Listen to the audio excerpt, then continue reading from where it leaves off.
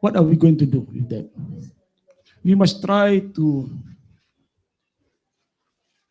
prevent them. If Allah Ta'ala bring a curse, we also get involved on it. Thank you. Okay. So the question is, they're going to legalise same-sex marriage, and what should we do as a community do about it? And we should try and prevent it. So So I'm going to just share my personal view. Right. So this isn't any society's view, anybody's view. We need to remember the context that we're in, and we've got to balance our obligations as Muslims. So obviously Allah tells us we have to enjoin the good and forbid the evil. Right? We've got to promote what is good and stop what is bad. At the same time, Allah tells us that when we see an evil, we should try and stop it with our hands. And if we can't stop it with our hands, with our mouths, in terms of our speech, and if not, at least we hate it in our hearts. The reality with the legalisation of same-sex marriage is it makes zero difference. Right? It is not illegal now to be in a same-sex relationship. The marriage makes no difference at all. So people can now live together, astaghfirullah, as husband, as wife and wife, whatever the case may be. They have all the same rights. They have all the same rights because there's already legislation in Australia. There are already laws in Australia called de facto marriage laws. Right? So this idea of legalising the marriage really is a nonsense. It's a nonsense. They're using it as a way. The real issue isn't between Christians and Jews and Muslims. The real issue we have is between what we would call secularists, atheists, and people of faith. That's the real battle. People who have no faith at all and people of faith. This whole issue of the legalisation of same-sex marriage is against anybody who's got a religious background. The Christians and the Jews are really worried about this one. The Christians more, and they want the Muslims in there fighting this fight with them. My advice would be that we stay away from it. We run a million miles away, and I'll tell you why. Because if we're there, we're going to get pushed at the front. We're going to be pushed at the front, right? It doesn't matter what the Christian community and the Jewish community want. The media will put us at the front, right? And we have an expression in the West called cannon fodder. Cannon fodder are those meaningless soldiers at the front of the army that you push ahead so that they're the ones who get shot first, so that the guys at the back stay safe. That's what happened to us. Our community will get sacrificed on behalf of the Christians and the Jewish communities. And my view is we stay right away from it. Somebody asks us, we say no, it's not permissible, and we would never accept it. But you guys do what you want. You're already entitled to be in a relationship. They already have all the rights of same-sex couples in terms of adopting children, in terms of property settlements. All it's going to do is give them the bit of paper that says that they're married. I don't think that's a fight that we should fight. I think we leave it to the Christian community, the churches to fight that fight, and we stay in the background. That's, with all respect, that's my view. I think in the context that we're in now, where everything is so hostile against our community, when we are never going to win that fight. So yeah, we'll support them, but we stay at the back of this particular army and let someone else for a change fight the fight. That's my view on that particular issue. But you still have to support this the other group of religious. Sure, absolutely, we support it, and cannot just keep quiet and just stay behind.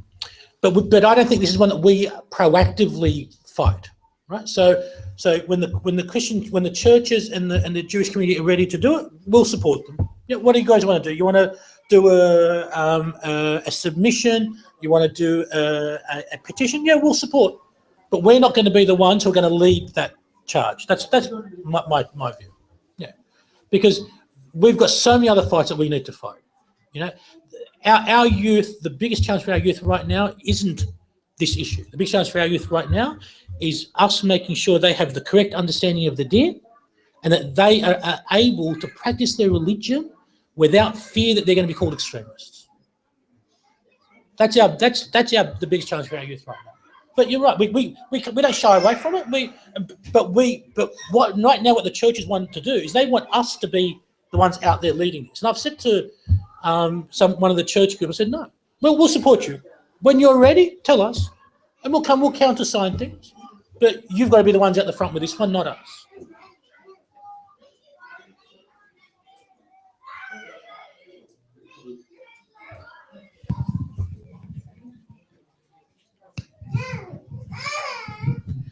Assalamualaikum warahmatullahi wabarakatuh, brother. Jazakallah with the information you're providing. It is a concerning topic. I'm just in regards to the society.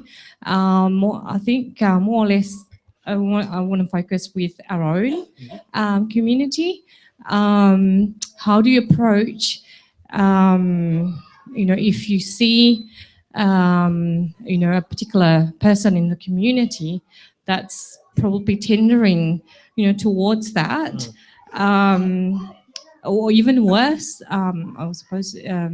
How do you also approach if, let's just say, if you suspect any of your, I suppose, member of your family or a closer person? How do you approach that Islamically, of course, but without not hurting their feelings, because that could be a close family of yours.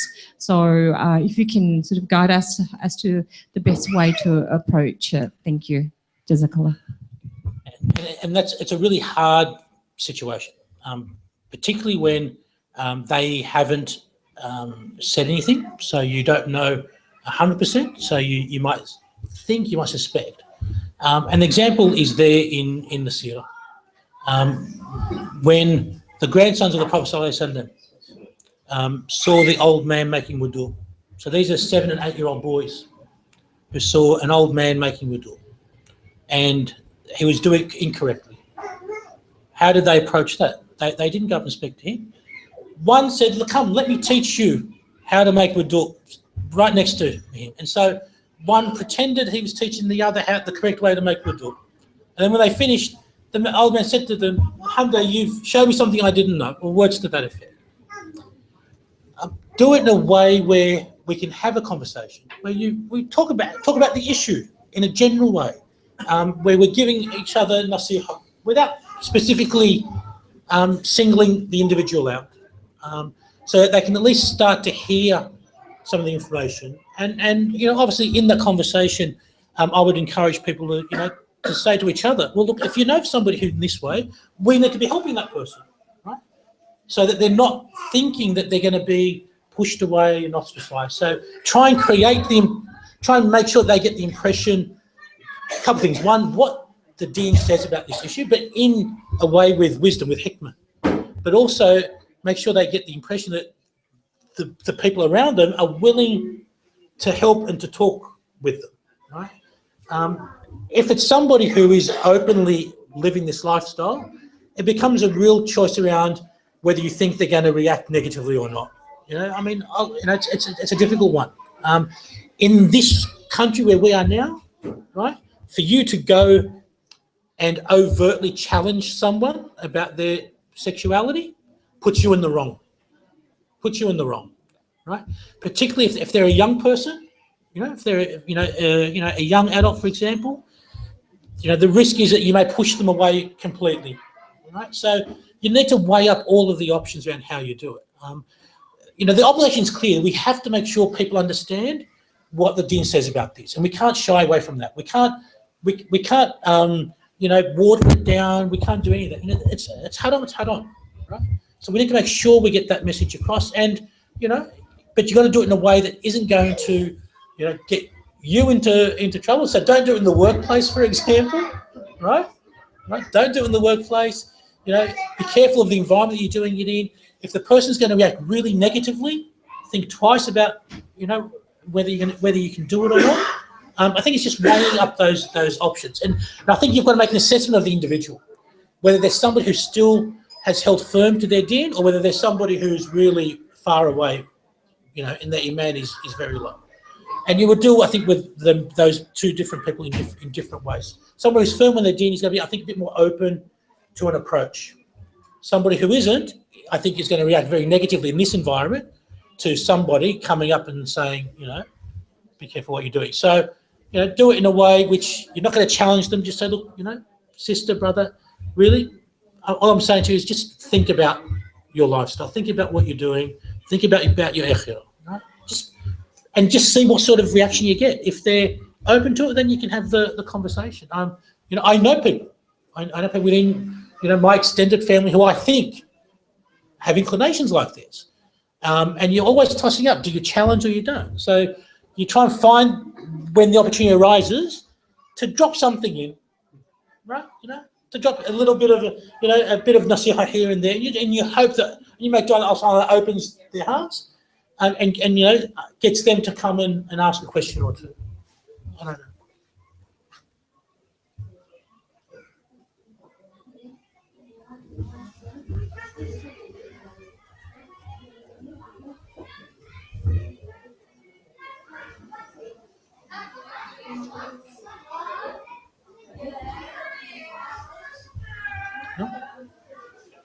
Any more questions?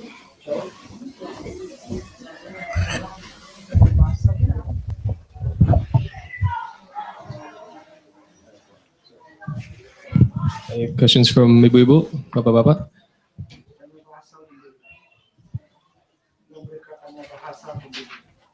Bahasa. Oh, kamu mau nanya bahasa Indonesia?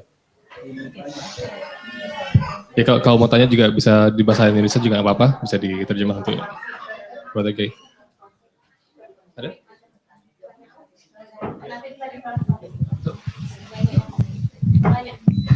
Assalamualaikum warahmatullahi wabarakatuh. In the discussion when you before Salat Isa, you mentioned about the tolerance and acceptance of how we as Muslim involved in the community in Australia, especially. So what I still not get the boundary between the tolerance. So how we tolerate with other people, Sure. other not Muslim, Yeah. and then also how we have to accept it in the situation that if Yeah. they're doing something or not follow what we believe. Thank you very much. Yeah. So the issue of where does the boundary sit between being tolerant and accepting, and it depends on the environment that you're in. So if you take the workplace, for example, my advice. So my background is a legal background and human resources. So my professional life, I deal with this all the time. My advice is in the workplace, don't even talk about it. Right? At work, do not even talk about it. If somebody is of this inclination, then you just leave them alone. You deal with them as you need to get your work done.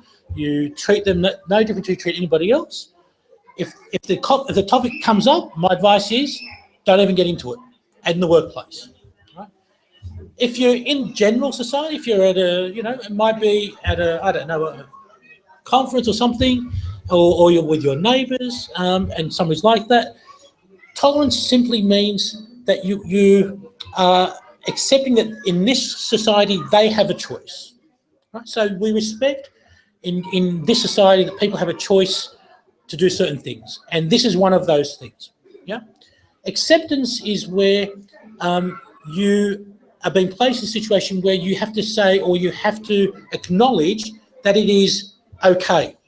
Right? So I can be tolerant of something without acknowledging that it's a valid choice. Right? So I accept that a non-Muslim Australian has a right to live this lifestyle. I don't accept that it is a valid lifestyle choice because my deen says something else. So, I have a work colleague who I would call a friend. Right? I've known him for 20 years. Right? He's worked for me for 15 of those 20 years, and he's homosexual. He's one of the best people I know, but he's homosexual and he's non-Muslim. We never talk about his sexuality. He doesn't raise it, I don't raise it. He knows what my religion says about it, so he knows if he raises it with me, I'm going to come back and say, your lifestyle is not something I find acceptable. He's one of the closest people I have in a work context. I've never invited him to my home. I've never been to his home. I don't socialise with him outside of work because that puts me then into an environment which my principles say is not correct. Right? So so that if I was to do that, then I would be accepting his lifestyle choices. So if I went with him, socialised with him and his partner, for example, right? Now that to me would be accepting of his lifestyle choice. I'm condoning what he's doing. In the workplace, though, it's a different story, and he can do whatever he likes. But so it's finding that point where beyond where your interaction is the appropriate one, depending on what that relationship is. And in terms of the school environment, I think the distinction is when children are being taught about differences and accepting differences, that's okay. But when children are being taught, you have to accept that this choice is a valid choice. No, that's not okay. Our children don't have to accept that it's a valid choice. What they have to accept is that others have the right to choose, not that choice is a valid choice. And I know it's a subtle difference, right? So we accept that people have the right to choose and they can do what they want. But don't make me have to accept that choice is a correct choice, because I can't accept that. I know, so it's a bit hard, I think.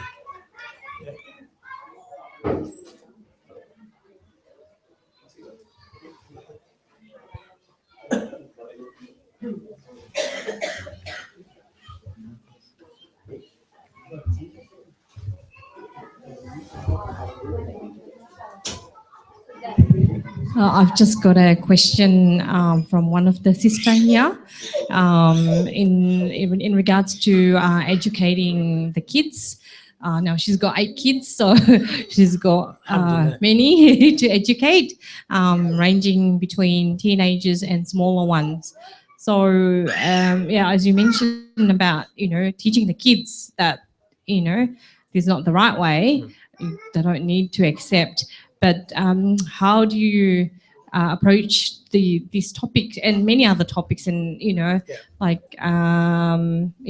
your kids and varying ages as well in regards to this topic, and then also just in regards to the freedom, the freedom of choice in here about the lifestyle, to the kids. Yeah, thank you. Inshallah, all 8 grow up to be, assets to the community and a door to Jannah for their parents, inshallah. So I've got 4 girls. Right? So my daughters are, and if I get this wrong, they'll kill me. 15, 18, 20, and 22. Right? 4 girls. And my wife didn't have the discussion about intimacy with any of them. I did that because she just can't do it, right? And it's an issue though for us as a community, right? Muslims generally, because modesty is such a big part of our makeup, we struggle to have some of these important conversations with our young people. But there's some parts of the deen where there's no hay, where there's no modesty, and this is one of those things. From the deen perspective, there's an obligation on us to learn things at the time that when we need to learn them. So we don't teach children everything in one go. Right? We have to teach people the knowledge they need at different points in their life. So if somebody's about to enter into a business, that's when they go learn the fiqh of trade. If you're never going to have a business, you don't need to learn the fiqh of trade. Right? When someone's about to get married, it's a fun to go to learn the fiqh of marriage. Right? When children are reaching puberty, it's an obligation, it's a fard on the parents to give them the information, to teach them what it means, what is going to happen to them physiologically, why their body's changing.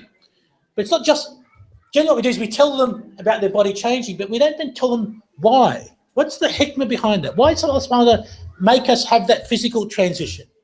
And obviously you're not going to tell them everything. You don't need to, at that age, tell them all the fine details of what happens between a man and a wife. But you start to introduce the concepts of male and female.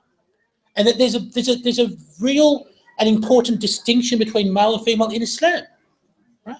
And so you start to then build the principles, the foundation upon which you can then, as they get a little bit older, start to say, well, this is why, men don't go with men. This is why women don't go with women. We struggle to have these conversations, right? We need to have them. And if you're not comfortable having that conversation, you need to find somebody who is, whether it's an uncle or an aunt or a grandparent, whether it's a madrasa, but we need to have those conversations with the children. And we need to have them at the right times. Right? And we need, as a community, to start having some of these conversations as well.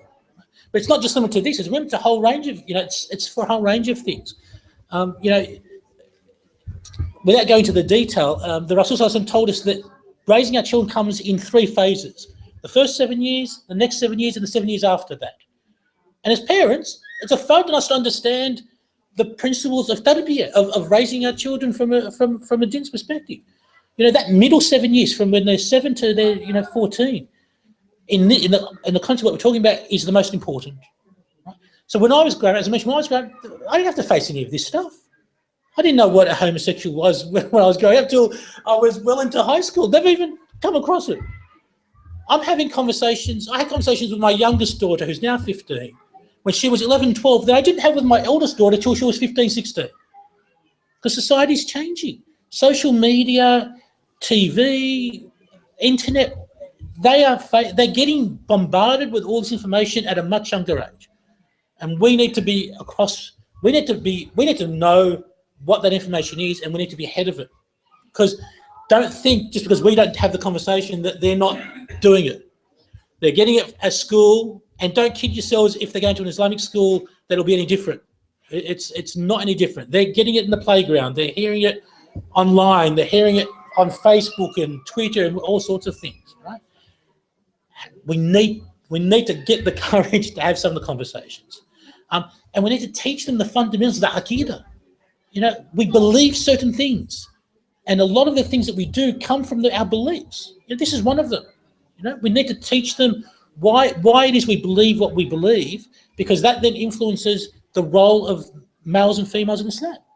They're different roles, and then you can have the whole conversation about, are women equal in Islam or not?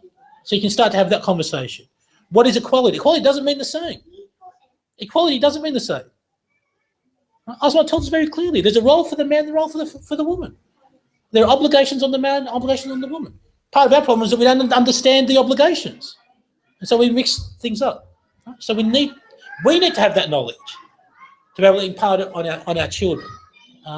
So you've got to just do it in stages, introduce it little bit by little bit. As you see them start to ask some questions, you can move on to the next stage. And obviously it's got to be in the appropriate way. We're not comfortable with our children going to general sex education in secular schools because they don't do it in the way that we would want it done. We should teach our children those things, but in the right way.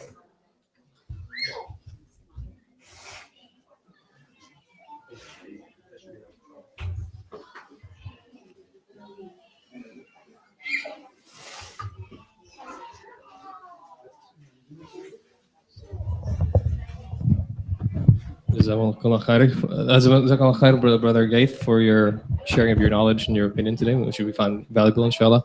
I think we'll stop it here because I think you have a long drive to get home, inshallah. So, and I'm sure, like us, you're hungry as well. So, may Allah protect us from this whole issue. May Allah protect us and our families and the ummah. Jazakallah khair one more time, and Assalamu alaikum wa rahmatullahi wa barakatuh.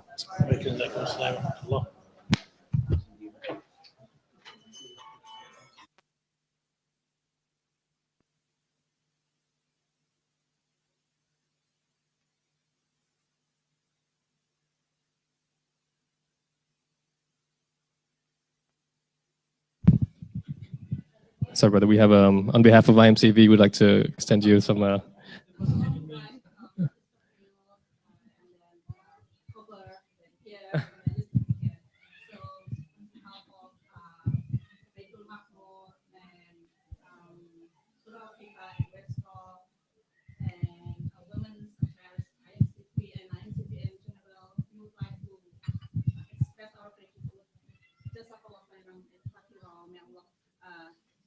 What's